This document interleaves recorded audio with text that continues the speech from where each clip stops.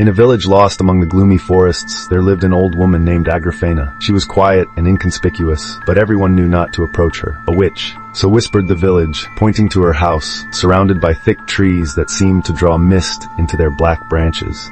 Julia, a young girl who had recently moved to the village, didn't believe the rumors. After playing outside with the children, she had wandered into the forest one day, approaching Agrafena's house. A strange odor of decay and smoke hung in the air. The house looked gloomy, with dark windows and a shabby roof, but something attracted her, and she came closer. Suddenly the door creaked open, and the old woman herself appeared on the threshold. "Have you come to me for something, girl?" Agrafena hissed, as if she could read her thoughts. Julia wanted to step back, but the witch intercepted her gaze. It was as if something cold and dark penetrated the girl's soul, making her freeze. "Go," the old woman whispered. "See what I will show you." Julia went into the house, not realizing what she was doing. Inside it smelled of old moss and herbs. Strange amulets hung on the walls, and in the center of the room stood a bowl filled with a liquid that shimmered with a green light. Agrafena closed the door, and the darkness around her thickened. "You are not from this village," said the witch, "but I'll show you what will happen to anyone who decides to leave." Suddenly Julia felt her legs grow heavy, and her eyes lose focus.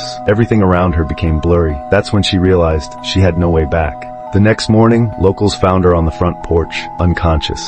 From then on, she was never the same again. Not daring to look into the eyes of her neighbors, Julia now spent time at the window every evening, watching the lights come on in Agrafena's house. And sometimes, too, she heard a strange whisper that would not let her go in the dark hours of the night.